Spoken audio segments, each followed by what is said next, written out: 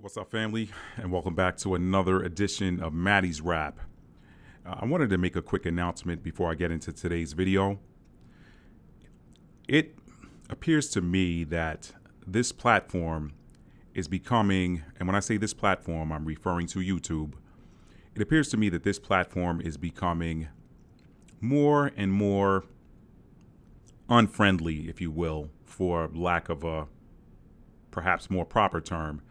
But it appears that this platform is becoming, well, let me say this. It appears that this platform is becoming more and more of a challenge for content providers who are doing their best to shine the spotlight of truth and spread light and high vibrational energy across the world using this platform.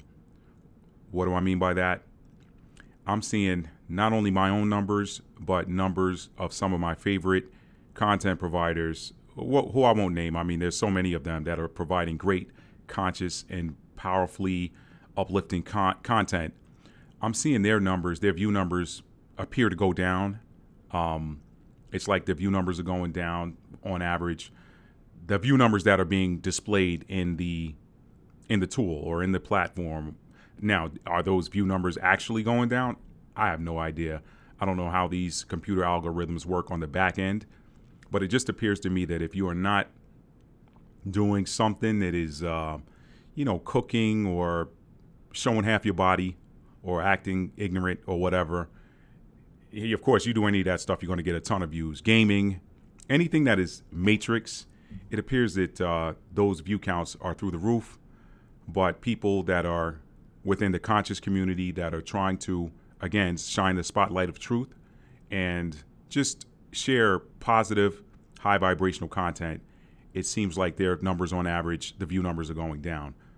So the best way you can help with that is by simply liking the content if you like it. I'm not asking you to give me a free like. I'm not asking for that. If you like it, if you enjoy it, if you vibe with it, give it a like, and then, leave a comment if you care to, or share the video, because it really helps out, and it is so important to keep content like this on the platform. So that's all I'm going to ask. Thank you guys so much. Now enjoy today's video.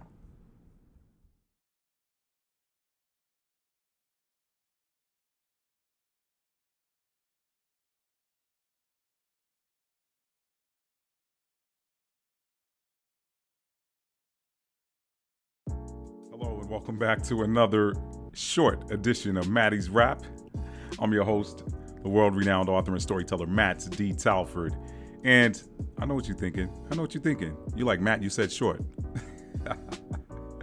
If you're new to my channel, thank you for clicking on this thumbnail. Hopefully you will find this video to be entertaining and informative. For my returning subscribers, they know why I'm laughing. Every time I say it's going to be a short video, it never is. But I'm daring myself to deliver a short video today. So let's jump right in. Now, about 2 years ago, I did a video titled, it was a short, titled, "The Revolution Will Not Be Televised." And in it, I explained the reason why the revolution would not be televised. I got some interesting comments underneath that short. And a lot of people had different things to say. I mean, some people repeated the words of the late, great Gil Scott-Heron, who dropped the narrative to music titled "The Revolution Will Not Be Televised." I'll find that and put it in the link in the description box for those of you who've never heard it. Gil has got one of the greatest media voices you have ever heard, or had one of the greatest media voices you ever heard. He's one of my inspirations, believe it or not. He's just so smooth and laid back. 60s, 70s brother, cool, you know what I'm saying? Soul brother. That was Gil Scott-Heron. And in his narrative, "The Revolution Will Not Be Televised," his explanation for that was because the revolution will be in your mind. I gave a more tangible reason for why the revolution would not be televised. And I'm gonna cut to that right now. Here's the short. Check it out, and then I'll come back. So, growing up in the 70s, I used to hear the saying on these blaxploitation films, where you heard it all the time. The revolution will not be televised. But they never told you why. The reason why the revolution will not be televised is because the people on the wrong side of the revolution run the TV station. Hopefully that brought you all up to speed. And if you want to go back and watch it again without the rest of the rapper commentary that I'm giving to you guys today, when I say rapper, I'm not talking about MC Matt or MC MDT.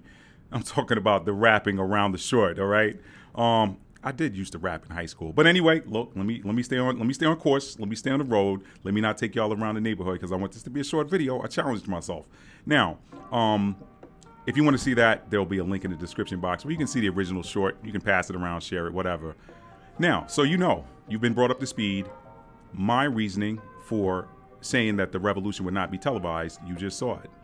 The people on the wrong side of the revolution, or the people who are getting revolutionized by the revolutionaries, run all of the news media.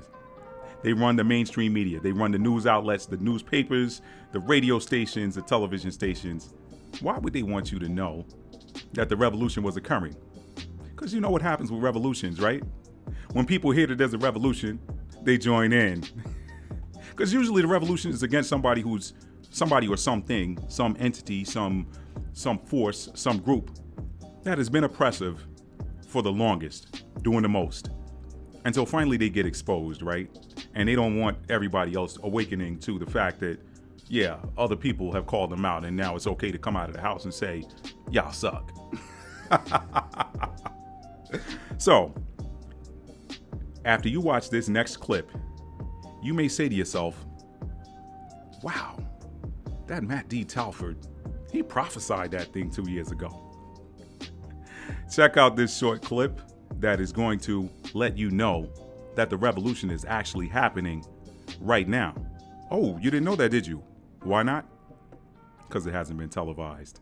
Check it out. So breaking news out of France right now, the French have stormed the Blackrock headquarters. Okay, hands up who still thinks this is about retirement reform, or the reason the corporate media are underreporting it or straight up just misrepresenting it is because protesting in France is nothing new. I mean, after all, I don't live in France. Who cares about France? I don't. They're targeting Blackrock.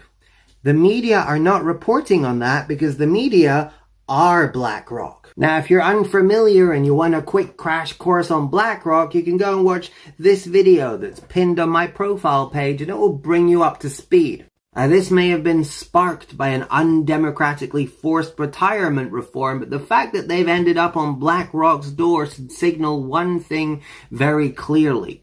The economy is global. We are all subservient to the same corporate global elite, and in their eyes, there are no French people, or English people, or American people, or South African people. There are only the ruling elite and everybody else. The reason they keep events like this, which are popping up all over the world, by the way, as quiet as they can and make them look as separate as they can, is because they are terrified that we are going to start seeing ourselves the way they see us, as one.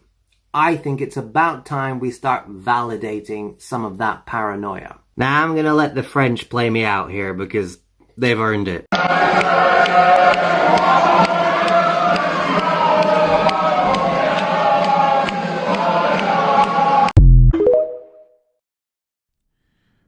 All right, family, you saw it. You saw it for yourselves. The revolution is not being televised, all right? So, I titled this video, Is This the New French Revolution? It's happening in France, and it appears to be revolutionary, right? I mean, the ordinary working class people of the world are saying, enough's enough. And they're tired of being sick and tired. And they're tired of being controlled by a handful of people, right? A handful of people holding all the chips. So, as I wrap this video up, for those of you who have not seen it, I invite you to click the link in the description box below and watch the video I did a few weeks ago that dealt with how the second chapter of the book of Daniel in the Bible links to Pluto entering the sign of Aquarius. I go into a lot of detail there. I read the scripture. I break down the dream that King Nebuchadnezzar had and show you some of the parallels that I believe to be relative to that 3,000 plus year old prophecy. And then I want you to understand that the very last time, and you probably will have seen it in the video by then, but I'll give you a little teaser. The very last time that Pluto entered the sign of Aquarius, we had three, not one, not two, but three major world revolutions. The American Revolution, the French Revolution, and the Haitian Revolution. That was the very last time Pluto entered the sign of Aquarius. It took about 240, well, it takes the zodiac, it takes Pluto being the furthest planet out, it takes on average about 240 years for the Pluto to make a complete revolution. Why? Because it's the furthest planet out, and each Pluto stays in each sign roughly 20 or so years, give or take a few. So if it stays less than 20 in one, it'll stay a little bit more than 20 in another, but it all balances out to 12 times 20, which is 240, okay? So roughly about 240 or so years ago, Pluto, this is when all this stuff was popping off in the world.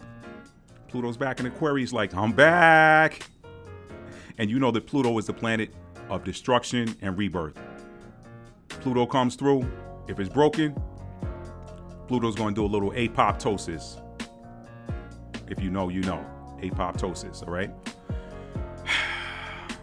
Maybe I'll put that definition on the screen for you, because that is a process that happens in the body, where the body, when you go to sleep, and that you hit that deep REM sleep, there's a process that kicks off called apoptosis, where there's a process in your body that goes looking for damaged cells, and if it finds them, it commands them to self-destruct, all right? And then those bad, malfunctioning cells self-destruct so that new ones can take their place. When that doesn't happen, you get that nasty C word that nobody ever wants to deal with, all right? That I had to deal with. That is the basis of the story from Fear to Faith, the Survivor Story. So listen, I won't hold this video on because you know what? Some of y'all are probably hoping not go longer so that you can say, aha, Matt, you didn't keep this video short. So I'm going to wrap this video up here. Listen, guys, if you like this video, please give it a thumbs up. I know I said that in the beginning. Please remember to give this video a thumbs up. It is so important that you guys interact and engage with conscious videos, positive videos, high vibrational videos, videos where people are sharing truth, where people are trying to shed light in a dark world. It is so important that you, if nothing else, hit that like button, okay? It helps if you hit that like and then share, all right? And if you're new to the channel, I'd appreciate if you hit that subscribe button, all right? And be sure to turn that notification bell on all, okay? Slide it up to all. I think it hits default in the middle or something. Be sure to slide that notification bell up to all so that you'll be notified when I drop new content, all right? Because if it's not on all, you may miss some of it. And I'll end this one like I end them all. Tell somebody you love them and mean it. How do you mean it? You have to show it. Love is a verb. It is a noun as well, but when we focus on the verb, the noun always takes care of itself. I love you guys. Peace.